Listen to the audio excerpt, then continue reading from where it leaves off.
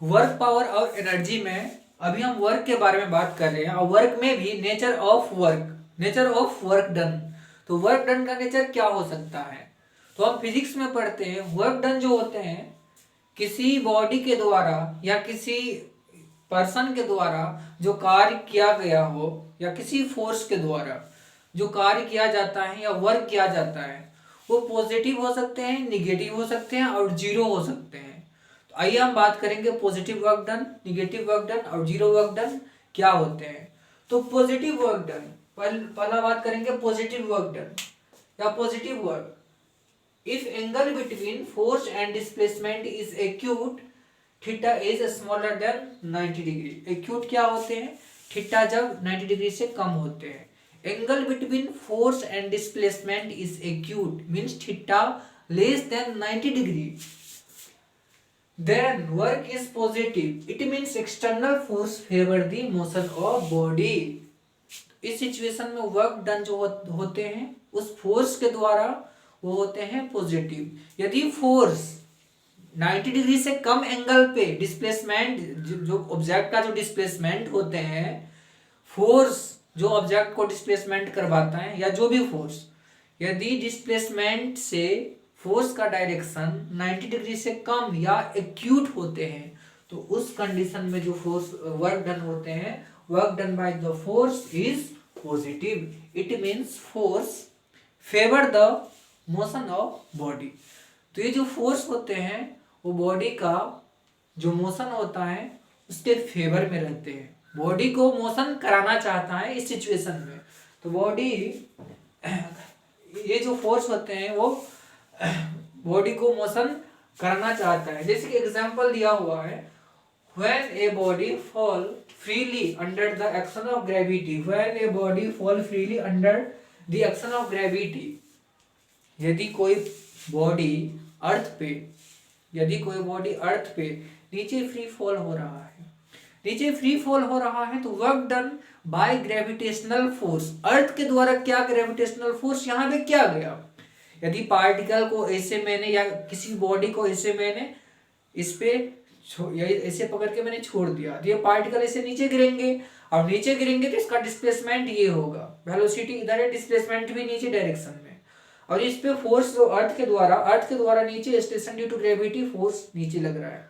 ये फोर्स और डिस्प्लेसमेंट के बीच में कितना एंगल है? 0 डिग्री एंगल है। यदि 0 डिग्री एंगल होंगे तो हम वैसे भी बात करते हैं कि वर्क डन जो होते हैं वो होते हैं एफ एस कॉस थीटा। यदि कॉस थीटा यहाँ पे थीटा का वैल्यू 90 डिग्री से कम होंगे थीटा का वैल्यू, तो उस सिचुएशन में वर्क डन 0 होंगे। यदि थीटा का वैल्यू 90 डिग्री से कम होंगे 0 होते हैं। यदि थीटा 0 होते हैं, यदि बॉडी को ऐसे छोड़ते हैं, ये नीचे गिर रहा है, अर्थ के द्वारा फोर्स ऐसे लग रहा है, डिस्प्लेसमेंट और फोर्स के बीच में 0 डिग्री के एंगल बन रहे हैं, तो यहाँ पे cos 0 डिग्री हो जाएंगे। और ये cos 0 डिग्री होंगे तो वर्क डन होंगे F इंटू एस, यानी कि पॉजिटिव में वर्क डन होंगे। यदि बात करेंगे हम किसी पार्टिकल को हम ऊपर ऐसे फेंकते हैं, तो मान लीजिए फेंक रहे हैं तो ये पार्टिकल ऊपर जा रहा है, तब भी ग्रेविटेशनल फोर्स नीचे ही इसमें लग रहे हैं। पार्टिकल का डिस्प्लेसमेंट ऊपर और फोर्स नीचे, इस सिचुएशन में डिस्प्लेसमेंट और फोर्स के बीच में 180 डिग्री एंगल बन रहे हैं, 180 डिग्री एंगल बन रहे हैं। यदि बात करेंगे अब दूसरा बात करेंगे negative work done. If angle between force and displacement is greater than 90 degree, if angle between force and displacement is obtuse या ग्रेटर देन 90 डिग्री, उस सिचुएशन में work done by the force क्या होंगे? पॉजिटिव होंगे। जैसे कि मैंने आपको बताया कि पार्टिकल को मैंने इस ऑब्जेक्ट को मैंने ऊपर फेंका, इसका डिस्प्लेसमेंट ऊपर, इस पे फोर्स नीचे, डिस्प्लेसमेंट और फोर्स के बीच में 180 डिग्री एंगल बन रहा है। ये कितना डिग्री एंगल बन रहा है? ये 180 डिग्री एंगल बन रहा है, ये 180 डिग्री एंगल बन रहा है। इस सिचुएशन में work done by the gravity force, earth के द्वारा जो ग्रेविटी फोर्स के द्वारा जो वर्क डन किया गया है वो निगेटिव वर्क डन किया गया है। तो negative work done if angle between force and displacement is obtuse, theta is greater than 90 degree, then work is negative. It means force in such opposes the motion of body. इस situation में देखिए, यदि body को मैंने ऊपर फेंका है, इस ऑब्जेक्ट को मैंने ऊपर फेंका है, इस पे फोर्स नीचे लग रहा है, ये फोर्स इसको नीचे लाना चाहता है, ये अपोज कर रहा है, जिसके कारण ऊपर जाके ये रुक जाती है। तो इस पे ये अपोज करता है, ये अपोज अर्थ के द्वारा ये अपोज कर रहा है क्योंकि ये अपोजिट में लग रहा है। दूसरा, जैसे कि ये पार्टिकल डिस्प्लेस इधर हो रहा है और हम 120 डिग्री पे इस पे फोर्स ऐसे इधर लगा रहे हैं, इधर। इसका 2 कंपोनेंट हम निकालेंगे, इधर एक कंपोनेंट, एक अपोजिट कंपोनेंट। इसके जो अपोजिट में कंपोनेंट होंगे ये इसको अपोजिट डायरेक्शन में इसको रुकाना चाहेंगे, तो अपोज करते हैं। जो फोर्स ऑब्ट्यूज डिस्प्लेसमेंट के ऑब्ट्यूज एंगल पे लगते हैं वो फोर्स अपोज करते हैं, वो फोर्स मोशन को अपोज करते हैं, सपोर्ट नहीं करते हैं, अपोज करते हैं। Oppose the motion of body. Work done by the kinetic friction is negative. Work done by kinetic friction force is negative. Friction force का बात करते हैं, हम बात करते हैं स्टैटिक फ्रिक्शन फोर्स होते हैं, काइनेटिक फ्रिक्शन फोर्स भी होते हैं। स्टैटिक फ्रिक्शन फोर्स या काइनेटिक फ्रिक्शन फोर्स या फ्रिक्शन फोर्स जब बॉडी मोशन में होते हैं या टेंडेंसी ऑफ मोशन में होते हैं, उसके अपोजिट दिशा में फ्रिक्शन फोर्स लगते हैं। हमेशा friction force tendency of motion of body या मोशन ऑफ बॉडी के अपोजिट डायरेक्शन में लगते हैं। बट स्टैटिक फ्रिक्शन कब लगते हैं? जब बॉडी रुकी हुई होती है, जब बॉडी रेस्ट में होती है, चल नहीं रही होती है, तब स्टैटिक फ्रिक्शन लगते हैं। बट काइनेटिक फ्रिक्शन कब लगते हैं? जब बॉडी मोशन कर रही होती है। और काइनेटिक फ्रिक्शन या स्टैटिक फ्रिक्शन अपोजिट में लगते हैं। टेंडेंसी ऑफ मोशन रुकी हुई अवस्था में है, बट टेंडेंसी ऑफ मोशन जिस डायरेक्शन में हो उसके अपोजिट डायरेक्शन में यहाँ पे स्टैटिक फ्रिक्शन लगेंगे। बट काइनेटिक फ्रिक्शन बॉडी जब चल रही है, बॉडी जब मूव कर रही है, उसके अपोजिट डायरेक्शन में काइनेटिक फ्रिक्शन लगेंगे। तो काइनेटिक फ्रिक्शन, सपोज बॉडी इधर चल रहा है तो काइनेटिक फ्रिक्शन एक कांटेक्ट फोर्स है जो सरफेस और बॉडी के बीच में लगते हैं। तो ये बॉडी यदि इधर मूव कर रहा है, बॉडी यदि इधर मूव कर रहा है, सरफेस पे इधर मूव कर रहा है, तो फ्रिक्शन फोर्स अपोजिट डायरेक्शन में इधर लगेंगे। यदि बॉडी इधर मूव कर रहा है तो फ्रिक्शन फोर्स इधर लगेंगे। तो फ्रिक्शन फोर्स जो होते हैं, work done by the kinetic friction force is negative. तो work done by the kinetic friction force is negative. Kinetic friction force is negative.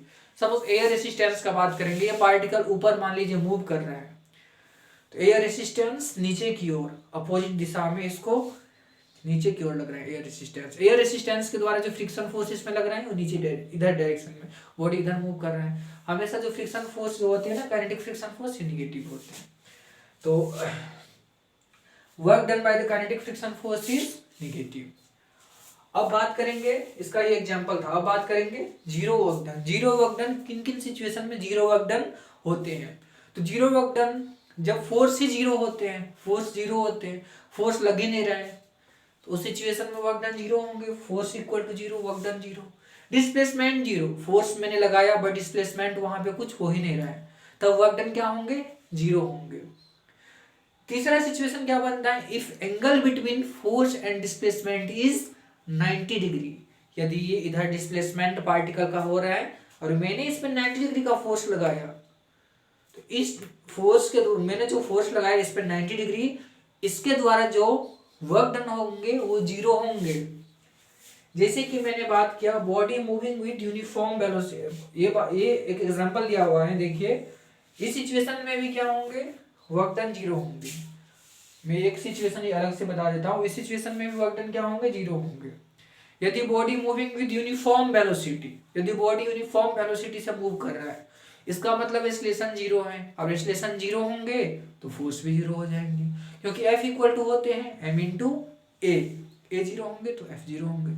अब फोर्स यदि जीरो हो जाएंगे तो वर्क डन तो जीरो ही होंगे, क्योंकि वर्क डन जो होता है वो Fs cos थीटा होते हैं। तो वर्क डन क्या होंगे? जीरो होते हैं। ये cos थीटा पे डिपेंड करता है, यहाँ पे एंगल जो होता है उसके हिसाब से वर्क डन चेंज हो जाता है इन सर्कुलर मोशन, क्योंकि cos 90 डिग्री होंगे। यदि पार्टिकल डिस्प्लेसमेंट पार्टिकल का इधर हो रहा है, हम फोर्स इधर लगा रहे हैं, तो force of displacement in 90 degree angle बन रहा है। cos 90 डिग्री कितना होता है? cos 90 डिग्री होता है 0। तो यहाँ पे cos 90 डिग्री हम लिख सकते हैं क्या होते हैं? 0। ये cos 90 डिग्री इक्वल टू 0। जैसे कि एक इलेक्ट्रॉन है, वो न्यूक्लियस के चारों ओर ऐसे ऐसे चक्कर काट रहा है, मूव कर रहा है, गोल गोल घूम रहा है, इलेक्ट्रॉन के चारों रिवॉल्व कर रहा है। उस सिचुएशन में इलेक्ट्रोस्टैटिक फोर्स क्या लग रहा है? न्यूक्लियस की ओर लग रहा है। इलेक्ट्रॉन पे इलेक्ट्रोस्टैटिक फोर्स, ये इलेक्ट्रॉन है, ये न्यूक्लियस के ऐसे चारों ओर घूम रहे हैं। इस इलेक्ट्रॉन पे न्यूक्लियस के ओर इलेक्ट्रोस्टैटिक फोर्स लग रहा है। इलेक्ट्रॉन का डिस्प्लेसमेंट हो रहा है, ये इंस्टेंटेनियस डिस्प्लेसमेंट। तो ये इलेक्ट्रॉन का डिस्प्लेसमेंट और जो इलेक्ट्रोस्टैटिक फोर्स लग रहा है उसके बीच में 90 डिग्री का एंगल बन रहा है। उस सिचुएशन में work done by electrostatic force, work done by electrostatic force क्या हो जाएंगे? 0 हो जाएंगे। जैसे कि हम बात करते हैं यहाँ पे, ये पार्टिकल मान लीजिए इसे घूम रहा है, ये पार्टिकल यदि घूम रहा है तो इस पे सेंट्रीपिटल फोर्स लगते हैं टुवर्ड सेंटर, यहाँ पे सेंट्रीपिटल फोर्स लगते हैं, ये Fc यहाँ पे सेंट्रीपिटल फोर्स लगते हैं जो पार्टिकल को घुमाते हैं, पार्टिकल को इसे से गोल गोल घुमाते हैं। सेंट्रीपिटल फोर्स टुवर्ड सेंटर लगते हैं। और यहाँ पे देखिए डिस्प्लेसमेंट पार्टिकल का ही होंगे। डिस्प्लेसमेंट और फोर्स के बीच में कितना डिग्री एंगल बन रहा है? 90 डिग्री एंगल बन रहा है। डिस्प्लेसमेंट और फोर्स के बीच में 90 डिग्री एंगल बन रहा है। और cos 90 0 हो जाएंगे। तो work done bye centripetal force क्या हो जाएंगे? यहाँ पे 0 हो जाएंगे। तीसरा बात करेंगे, जैसे कि सैटेलाइट है, सैटेलाइट ऐसे ऐसे अर्थ के चारों ओर घूम रहा है। तो सैटेलाइट यदि अर्थ के चारों ओर घूम रहा है तो सैटेलाइट का जो डिस्प्लेसमेंट है इंस्टेंटेनियस डिस्प्लेसमेंट, और अर्थ के द्वारा लगाया गया ग्रेविटेशनल फोर्स ऑन सैटेलाइट, इन दोनों के बीच में 90 डिग्री का एंगल बन रहा है, 90 डिग्री का एंगल बन रहा है। और cos 90 0 होंगे तो वर्क डन उस सिचुएशन में भी वर्क डन 0 हो जाएंगे। सैटेलाइट जो घूमता है अर्थ के चारों ओर, वर्क डन जो किया जाता है अर्थ के द्वारा जो ग्रेविटेशनल फोर्स होते हैं उसके द्वारा जो वर्क डन किया जाता है वो 0 होते हैं। तो यही है nature of work done. Thank you.